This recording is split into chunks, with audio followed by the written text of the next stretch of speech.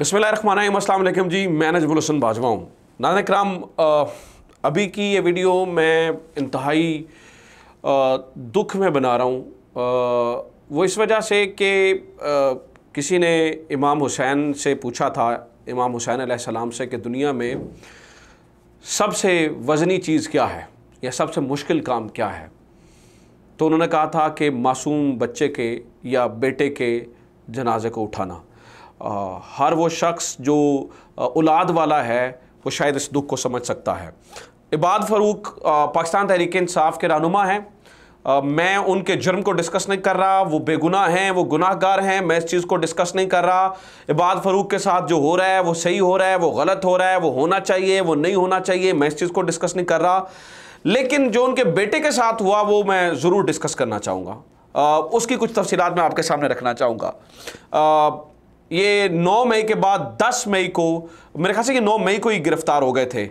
10 मई की एक इनकी वीडियो आई थी इबाद फ़ारूक साहब की, और उसमें इन्होंने पाकिस्तान तहरीक इंसाफ से अलहदगी का ऐलान किया था। PP 149 से ये टिकट होल्डर हैं। जो कुछ इन्होंने किया इन्होंने ही जवाब देना है। उसको ना मैं जस्टिफाई कर रहा हूं, ना मैं कह रहा हूं वो सही हुआ ना गलत हुआ। जो उनके साथ हो रहा है वो सही हो रहा है या गलत हो रहा है, इसको छोड़ दीजिए। जो उनके बेटे के साथ हुआ, नाज़रीन किराम, उसके बारे में जानना तो ज़रूरी है। 10 मई को इनकी वीडियो आई थी। फिर ये एक पुलिस वैन में इन्होंने ये बयान दिया था कि मेरे से वो वीडियो ज़बरदस्ती दिलवाई गई और इन्हें पाकिस्तान तहरीक इंसाफ के साथ रहने का ऐलान किया था। ये थोड़ा सा बैकग्राउंड है, वो मैं आपको बता देता हूँ। उसके बाद नाज़रीन किराम पता चला था कि ये इबाद फ़ारूक के 4 बेटे हैं। उनमें से जो दूसरे नंबर का बेटा है अम्मार, जिसकी उम्र तकरीबन 8 साल है, वो ट्रॉमेटाइज हुआ। उसके घर में जिस तरह से छापे पड़ते रहे, वालिदा, दादी, इन सब को उठाने के, उसकी तबीयत ख़राब होती गई। और आज वो बच्चा इस जहान फ़ानी से कूच कर गया। अभी जनाजे का टाइम है, जब मैं ये वीडियो रिकॉर्ड कर रहा हूँ तो इस वक्त जनाजे का टाइम है। अभी कुछ देर पहले इबाद फ़ारूक घर पे पहुँचे हैं और बड़े रिक्कत आमेज़ मनाज़र हैं।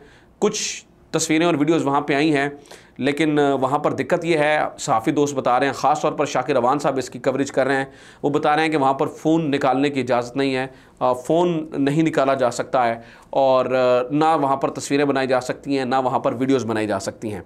अब कुछ हक़ाइक़ हैं जो इस बारे में पता चल रहे हैं, इस पूरे मामले के बारे में। पहली बात तो ये है कि जब ये बच्चा बीमार हुआ, और वो इस वजह से बीमार हुआ उसकी फैमिली के मुताबिक कि जिस ट्रॉमे से वो गुजरा, इबाद फ़ारूक ने जो किया उसका जिम्मेदार वो है। वो कोर्ट डिसाइड करेगी उन्होंने गलत किया सही किया। लेकिन उनके ख़ानदान वाले ये बताते हैं कि डॉक्टर्स ने हमें ये बताया कि ये बच्चा ट्रॉमे की वजह से जो है ना वो बीमार पड़ता गया। 5 दिन बाद बीमार हुआ, फिर 10 दिन बाद ज़्यादा, फिर आखिरकार ये बच्चा जो है ना वो अस्पताल में दाखिल हो गया। और नाज़रीन किराम, अफसोसनाक सूरत हाल तब बनी जब इस बच्चा वेंटिलेटर के ऊपर था, और फिर अस्पताल ज़राए ने माजरत कर ली कि हम इबाद फ़ारूक के बेटे को अस्पताल में नहीं रख सकते हैं। उसकी वजह यह है कि मीडिया आ जाता था या वहाँ पर जो है ना वो उस बच्चे को रखना मुश्किल हो गया, और फिर होम मेडिकेशन के ऊपर उस बच्चे को घर ले आया गया। कुछ दिन उसने सर्वाइव किए हैं, और सर्वाइव करने के बाद आज ये बच्चा जहान फ़ानी से कूच कर गया। मैं सवाल पूछता हूँ, मैं आज इसके ऊपर बहुत ज़्यादा चीज़ें डिस्कस नहीं करने आया, लेकिन मैं सवाल पूछता हूँ उस बेचारे बच्चे की, उस मासूम बच्चे को। जब मैंने बेजान लाश को देखा है, उसकी तस्वीरें मेरे सामने से गुजरी हैं, तो मैं सवाल पूछ रहा हूँ कि कौन ज़िम्मेदार है इसकी मौत का। इसका बाप ज़िम्मेदार है, मुआशरा ज़िम्मेदार है, हमारा निज़ाम ज़िम्मेदार है, वो अस्पताल वाले ज़िम्मेदार हैं कि जिन्होंने उसको रखा नहीं, या ये निज़ाम कि जिसने छापे दर छापे मार के पहले उसका बाप फिर उसकी वालिदा और दादी को पकड़ के ट्रॉमेटाइज कर दिया उस बच्चे को। कौन जिम्मेदार है? मैं ये समझने से कासिर हूँ। मुझे ये समझ में नहीं आ रही कि मैं किसको जो है वो जिम्मेदार ठहराऊँ। जेल से एक और बयान आया था PTI रहनुमा इबाद फ़ारूक का, और पता चला था उन्होंने PTI छोड़ने से इनकार किया। उन्होंने कहा जी मैं तहरीक इंसाफ नहीं छोड़ूंगा। आज के बयान की बात नहीं करा, लेकिन इससे पहले एक बयान आया था। फिर एक और बात पता चली है, और वो ये बात पता चली है कि इबाद फ़ारूक साहब की पिछले कुछ दिन पहले एक मुलाकात करवाई गई थी। ख़ानदान के ज़राए ने ये कंफर्म करवाया है कि जब ये सोशल मीडिया पे बात चली और पता चला, तो उसके बाद इबाद फ़ारूक की एक खुफिया मुलाकात अस्पताल में करवाई गई अपने बेटे से। और बताने वाले ये बताते हैं कि उस मुलाकात के अंदर भी दोनों बाप बेटा, अब बेटा कॉन्शियस नहीं था इतना ज़्यादा, उसकी हालत अच्छी नहीं थी, लेकिन बाप बेटा दोनों बहुत रोए। एक वो मुलाकात थी, और दूसरी इतनी जुदाई के बाद एक मुलाकात आज इन दोनों की हुई है, जब उसके बेटे के जिस्म में जान नहीं है और बेटा बाप का नाम लेता लेता जो है वो इस दुनिया से चला गया। खैर, एक मुलाकात तब हुई थी, बताया जाता है कि उस खुफिया मुलाकात को भी इसलिए करवाया गया था ताकि चूँकि वीडियोस वायरल हो रही थी और लोग सवाल पूछ रहे थे, तो इसलिए बात को लेकर आया गया था। अभी बताया जाता है कि 3 दिन के पैरोल पे इबाद फ़ारूक की रिहाई का इंतज़ाम किया गया है। इससे पहले बहुत सारे लोग इसको कह रहे हैं, लेकिन मैं आपको बता दूं कि इससे पहले भी पैरोल पर मुख्तलिफ लोगों की रिहाई हो चुकी है। लोगों को अपने भाई, खुशदामन और मैं मुख्तलिफ सियासी लोगों की बात बता रहा हूँ, वो लोग जो है ना वो अपने कज़न्स की इनफैक्ट फौतगी के ऊपर भी पैरोल के ऊपर रिहाई पर आए हैं। ये 3 दिन की रिहाई इबाद फ़ारूक की इस मामले के अंदर जो है वो बताई जा रही है। 3 दिन के लिए रहा होकर वहाँ पर आए हैं। अब जो सहाफ़ी बताते हैं वो ये बता रहे हैं कि जो लोग वहाँ पे मोबाइल निकालने की कोशिश करते हैं, कहते हैं जी वो मास्क पोश कुछ लोग हैं, पुलिस के लोग होंगे ऑब्वियसली, सिविल कपड़ों के अंदर।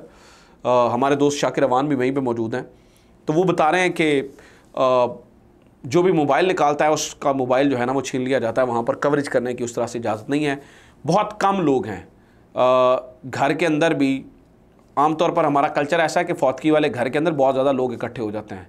ख़ानदान वाले तो आ जाते हैं, लेकिन जब इस तरह की जो माहौल हो तो बड़ी दूर दूर से लोग आ जाते हैं। अभी पता चला कि पीटीआई के एक रहनुमा हैं, ठीक है, ये ज़िले लेवल पे, उनकी गिरफ़्तारी भी इबाद फ़ारूक के घर के बाहर से हो गई है। उन्होंने भी ज़मानत कबल अज़ गिरफ़्तारी इंसदाद दहशतगर्दी की अदालत से ले रखी थी। उनकी गिरफ़्तारी भी जो है ना वो वहाँ से हो चुकी है।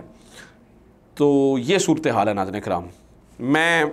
मुझे नहीं पता क्या होना है, मैं नहीं जानता क्या होना है, मुझे नहीं पता कि क्या दुरुस्त है क्या ठीक है, लेकिन मैं ये चाहता हूँ कि आज जस्टिस काजी फ़ाइज़ ईसा ने लाइव कैमरे लगाए और बड़े एक छोटे से मामले के ऊपर लाइव कवरेज दिखाई।